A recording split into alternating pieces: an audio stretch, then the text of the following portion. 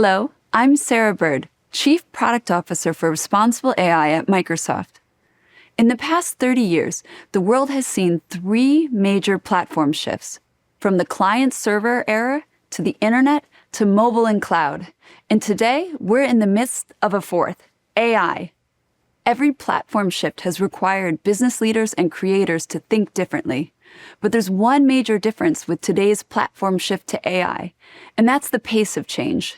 Last year, generative AI emerged as a key driver for business outcomes across every industry, seeing rapid adoption and innovation. Research from IDC shows that for every dollar a company invests in generative AI, the ROI is now 3.7 times that investment, across industries and across regions. This platform shift is already having an incredible impact on our world, and companies and industries are developing new use cases every day. Amidst all this energy and innovation, it's never been more important to prioritize trust. At Microsoft, we remain focused on our long-standing commitment to build and deploy AI responsibly. We are reminded every day that people, no matter what part of the world they come from or their area of expertise, do not use technology they do not trust. And we believe trustworthy AI is only possible when we combine our commitments, such as our Secure Future initiative, AI principles, and commitment to accessibility, with our product capabilities to help customers actually build and use AI products with confidence. Let's make this real with an example. A day in the life of Taylor, a neurodivergent person. Here are the Microsoft accessibility features he uses. In the morning, Taylor uses Windows Hello for a smooth login experience to his Windows 11 PC. He has customized his desktop with Focus Assist and color filters to reduce distraction and adjust visual experiences to his preference. In the afternoon, Taylor summarizes all of the chats he's been mentioned in during the past 24 hours in Teams. He then writes an email in Outlook and gets feedback and suggestions on the tone from Coaching by Copilot. Later, Taylor leverages Immersive Reader in Word to adjust text size, spacing, font, and background, making reading more comfortable. He also uses Read Aloud to assist with reading comprehension. These tools from Microsoft support Taylor in managing sensory input and maintaining focus, enhancing his productivity and comfort. Notice how many of these tools use AI, such as for face recognition, summarization, or text-to-speech. Each AI feature was developed in alignment with our AI principles. That's what's so exciting about AI, its ability to augment human potential by enabling people to focus on the most important work. Beyond helping developers code faster, GitHub Copilot is reducing the cognitive load on developers, giving back time for deeper, more satisfying work. Another exciting aspect of the platform shift to AI? The future is multimodal. Generative AI models like OpenAI's O1 model are revolutionizing accessibility solutions by integrating various data inputs like text, images, and audio to enable richer, more context-aware interactions. These models can support a wide range of accessibility applications, including AAC, visual assistance, mobility assistance, and personalized accessibility solutions. It's also getting easier for developers of different skill levels to build powerful multimodal applications without having to build complex models from scratch. Instead, they can get started quickly with general-purpose models from developers like Microsoft, OpenAI, Meta, and Hugging Face. Now, let's take a look at how we approach development of AI capabilities like Copilot within Microsoft, and how we empower you to do the same in Azure AI Foundry. These are the essential development steps that we are using in our own engineering teams at Microsoft: map, measure, manage, and govern. Now, this process makes it look linear, but in reality, like any software development process, it's iterative and filled with experimentation. Note this governance layer along the top. At Microsoft, these are AI principles and governance processes that define our product requirements and serve as our North Star.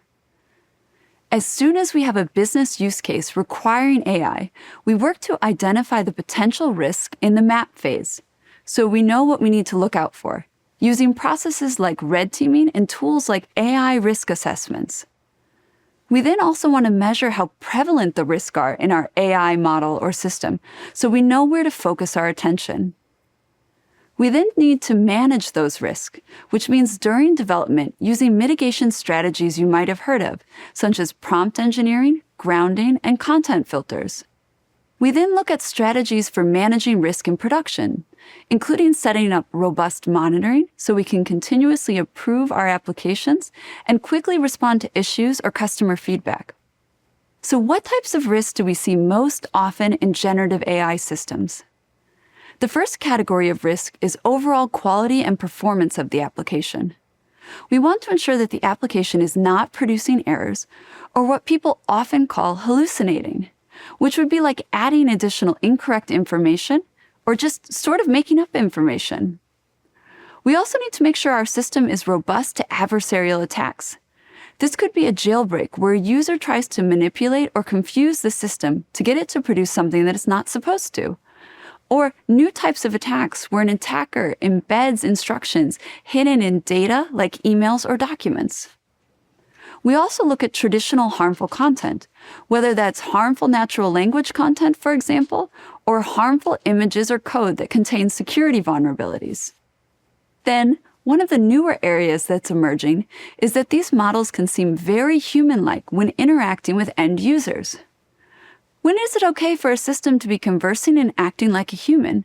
And when is that going to be misleading, inappropriate, or harmful?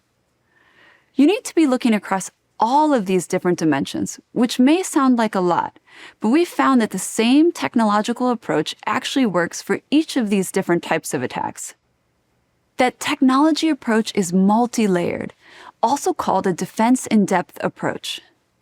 To build any AI system safely, you need to design it with the appropriate mitigation layers built in by default. At Microsoft, we use a 4-layer mitigation plan. First, the model has built-in safety measures. However, since models can make mistakes, we also implement a robust safety system around the model.